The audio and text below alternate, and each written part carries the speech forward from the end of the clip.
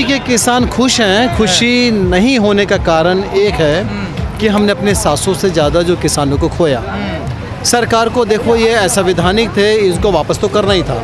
लेकिन गजेंद्र भाई बड़ी विनम्रता के साथ बता दूं, अगर ये सही समय पर बिना किसी मृत्यु के, बिना किसी हादसे के होता तो शायद बहुत खुशी होती, हर घर में खुशी होती, हर गांव में खुशी होती और पूरे प्रदेश में होती। लेकिन सबसे ज़्यादा अगर पिखर आवाज़ यहाँ से गाजीपुर बॉर्डर से हुई एमएसपी के लिए, एमएसपी नहीं मिली सर। नहीं, एमएसपी पे देखिए, एमएसपी पे गारंटी की बात थी, तो हमारा एश्योरेंस जिस तरह से गवर्नमेंट ने हमें दिया है, क्योंकि हम लोग क्या है, देश के सारे निवासी हैं, सारे वासी हैं और सरकार हमारे से चलती है, हमारे लिए बनती है, हमारे द्वारा ही बनती है। तो जब सरकार ने वादा किया कि एमएसपी पे गारंटी दी जाएगी तो बिल्कुल हमें मानना चाहिए। 29 तारीख तक विश्वास नहीं था सरकार पे, 29 तारीख के बाद ऐसा क्या हुआ जो किसानों ने विश्वास कर लिया? 29 तारीख के बाद देखिए, 19 तारीख को जब प्रधानमंत्री ने घोषणा करी कि हम इन काले कानूनों को रिपील कर रहे हैं, जबकि उन्होंने काला कानून नहीं बोला, उनके अपने वक्तव्य में उन्होंने बोला था कि हमने तो अच्छे कानून बनाए थे, शायद मैं ही समझा नहीं पाया।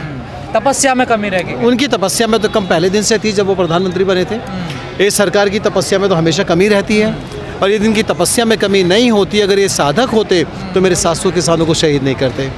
तो फिर भी बहरहाल जिस तरीके से संयुक्त किसान मोर्चा ने एक संयुक्त कॉल की और जिस तरह से विश्वास जताया, विश्वास दर्शाया, हमें पूरा विश्वास है कि सरकार अब ऐसी गलती नहीं करेगी। इसके पीछे कारण 5 राज्यों का चुनाव हो सकता है, जो कि अहम है, इसको नकारा नहीं जा सकता। सर आलोचना तो हो रही है पर आलोचना, देखिए आलोचना, लोकतंत्र में आलोचना एक स्वस्थ स्तंभ होता है, लेकिन ये देखना है कि जिसके हम आलोचना कर रहे हैं उस आलोचना को कैसे लेता है।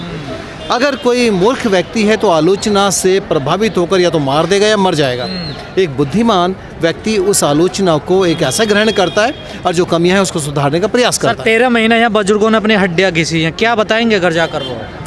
घर जाकर बस यही बताएंगे, वो बुजुर्ग नहीं युवा हैं, क्योंकि मैं गारंटी के साथ कह सकता हूँ कि युवा में इतना दम नहीं है कि 13 महीने तक सड़कों पर धूप, बारिश, और आपने तो देखा गजेंद्र, तपती हुई 49 डिग्री टेम्परेचर और सर्दी में अलाव जलाकर सारी आंखों में धुआं, मुंह पे धुआं, आप खुद उसके साक्षी रहे।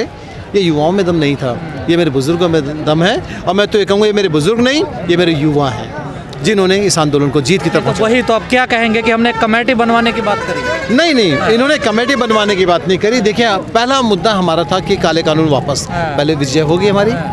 हमने बात करी कि जितने भी झूठे केस हुए उनको वापस लिया जाए, उस पर एश्योरेंस।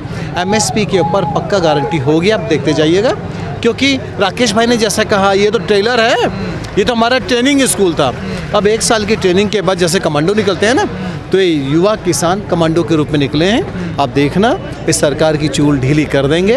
इनको जो इन्होंने वादे किए हैं उनको निभाना पड़ेगा, नहीं तो वो वोट की चोट। साहब ने कहा सम्मान ही मिला है।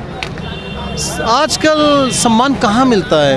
अगर आपको अपने आंदोलन के माध्यम से, सोती हुई सरकार को जगाने के माध्यम से, देश हित में बात करने के माध्यम से अगर सम्मान मिल जाए तो इससे बड़ा क्या होता है? और सम्मान ही चाहिए। सर ये जो कमेटी बनेगी वाकई में समीक्षा होगी इसमें, या फिर टी कॉफी तक ही रह जाएगा मामला, स्नैक खा कर ही आ जाएंगे वापस? हाँ, ठीक कहा। जैसे 11 दौर की वार्ता की जिक्र आप कर रहे हैं, मैं आपको बता दूं फिर बड़ी विनम्रता के साथ, जिस समय 11 दौर की वार्ता केंद्र सरकार के साथ हो रही थी गजेंद्र, किसानों ने उनकी चाय और नाश्ता नहीं किया। हम अपना चाय और नाश्ता खुद लेके जाते थे। सर अब दूरी बन गई है ना, अब मुझे लगता है जो कि प्रेशर था ना जनता का, वो तो अब दूर चला गया ना कहीं ना कहीं। मुझे लगता है कि अब दूरी खत्म हो गई है। अब किसान और सरकार के बीच में दूरी खत्म हुई है। अब वो एक टेबल पर हैं और आप विश्वास कीजिए बहुत अच्छा होने वाला, और बिल्कुल जितने वादे हैं मुझे लगता है कि निभाएगा, नहीं निभाएगा तो फिर वोट की चोट। किसान नेता अभी भी हिसाब दे रहेंगे इस जनता के जो यहाँ बॉर्डर पर बैठे थे? देखिए, मैंने बहुत पहले भी आपके एक वीडियो में कहा था कि मेरा मौलिक अधिकार है, लेकिन मैं अपने मौलिक अधिकार की रक्षा के लिए दूसरों के अधिकारों को नहीं छीन सकता। दूसरों के अधिकारों को छीनना गलत है। फिर भी अब आंदोलन है, बड़ी बड़ी आहूतियाँ होती हैं, राष्ट्र हित में आहूतियाँ हुई। देश का जब समय क्रांतिकारी आंदोलन चल रहा था उसमें बड़ी बड़ी आहूतियाँ हुई, और सही मायने में गजेंद्र भाई ये देश को बचाने की, संविधान को बचाने की एक बहुत बड़ा यज्ञ था, जिसमें छोटी छोटी आहूतियाँ देनी पड़ती हैं और देनी भी चाहिए। लेकिन किसान एक लाइन ऐड करवाने आए थे, वो लाइन ऐड नहीं हुई। कौन सी वाली लाइन? एमएसपी की। देखिए, एमएसपी पे गारंटी, एमएसपी पे कानून नहीं। राकेश भाई ने शुरू से कहा एमएसपी पे गारंटी लिख के दे दो। गारंटी करना कोई बड़ी बात नहीं, वो हो जाएगी। एमएसपी पे कानून इशू है, गारंटी इशू नहीं है। अब क्या है गारंटी, मैं बता दूं कि अगर मान लो 1900 रुपये का मेरा गेहूँ है, अब आपने क्या किया, 1900 रुपये से नीचे जो भी खरीदेगा उसके ऊपर क्रिमिनल ऑफेंस होना चाहिए, बस इतनी गारंटी चाहिए, वो हो जाएगा।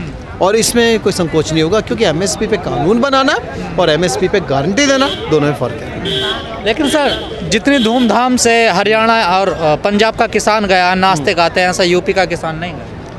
नहीं, आप ऐसा क्यों कहते हैं? हमारे तो सब में बड़ी आनंद की लहर है, और हम पश्चिमी उत्तर प्रदेश के लोग थोड़े इमोशनल बहुत होते हैं। जब हमने अभी, मैं स्वागत कर रहा था, सम्मानित कर रहा था किसानों का, तो उसमें जो मेरे 700 किसान मरे, वो गम इनके अंदर है। ये आज अब भी अपनी खुशी को इस तरह से सेलिब्रेट नहीं कर पा रहे हैं। एक 100 साल के मेरे किसान शहीद हुए। मूला सिंह जी जो 92 साल के थे, वो यहाँ जब तक रहे ठीक थे, जैसे बिजनौर गांव में गए तो उनकी मृत्यु हो गई।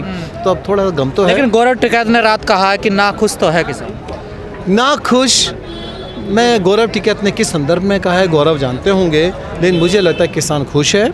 और नाखुशी का अगर कोई पॉइंट आता है तो एमएसपी पे गारंटी के लेकर आता है, और मुझे लगता है सरकार लेकिन को। सर कमेटियों के रिजल्ट आपने देखे इस देश में सही नहीं रहे हैं, अच्छे नहीं रहे हैं। अतीत में क्या हुआ उसको भूल जाए, क्योंकि अतीत में समीक्षा तो अतीत को देखकर ही होगी ना। अतीत में इतना बड़ा आंदोलन नहीं हुआ। ये फार्मर्स जो कानून, जो आंदोलन हुआ किसानों का, ये रशियन रिवॉल्यूशन की याद दिला गया। रशिया में हुआ था किसान आंदोलन, और इतिहास गवाह है गजेंद्र भाई, आप इतिहास के पन्नों को पलट के देख लें, जहाँ जहाँ पर जिस देश में किसान आंदोलन हुआ है वो कभी फेल नहीं हुआ। लोकतंत्र की जीत हुई। लोकतंत्र की जीत, संविधान की जीत, बिल्कुल संविधान की जीत। बचा लिया किसानों ने लोकतंत्र। कुछ किसान ऐसे किसान और जवान, ये तो शान है देश की। जिस समय जवान सेना पे, सीमा पे लड़ता है विरोधियों से, दुश्मनों से, ये मेरे कमांडर साथ खड़े हैं। और उसी तरफ से किसान, जिस समय कोरोना काल था, सब अपने अपने घरों में कैद हो गए थे, तो किसान ही था जो अन्न की उत्पन्न कर रहा था, सप्लाई कर रहा था। वकील साहब, आपने इस आंदोलन को बड़े नज़दीकी से देखा है, क्या खास बात लगी इस आंदोलन में? इस आंदोलन की खास बात ये लगी गजेंद्र कि यहाँ पर परिवार बढ़ गया। पहले ये जो मेरा एक यूपी गेट होता था, गाजीपुर बॉर्डर बोलते थे, अब एक गांव यूपी गेट के नाम से जाना जाता है। यहाँ पर हर तरफ के, हर ज़िले के लोग आए, और हर ज़िले का एक मोहल्ला बन गया। ये मुजफ्फरनगर का ज़िला, ये जानसठ का मोहल्ला, ये बागपत का मोहल्ला, तो ज़िले को मोहल्ले में और मोहल्ले को गांव में प्रतीत कर दिया। तो इस आंदोलन की खासियत ये रही, इसने प्यार पैदा कर दिया, और बहुत प्यार दिया। कहने में क्या है, मैं कुछ भी कह दूं। कह तो ये उसमें भी रहे थे पश्चिम बंगाल में, नहीं पश्चिम बंगाल में भी कह रहे थे, वहाँ क्या हुआ और उसके बाद में क्या हाल हुआ। कहना एक अलग बात है, जमीनी हकीकत एक अलग बात है। और जमीनी हकीकत ये है कि बीजेपी का जो आधार है वो लगातार कम हो रहा है। मैं नहीं, आप तो मीडिया के साथी, आप जाके देखिए, लोगों से पूछिए, आम आदमी से पूछिए क्या कह रहा है। क्या लोग कोरोना काल में जो लाखों की संख्या में लोग अपनों से बिछड़ गए, उसे भूल जाएंगे क्या?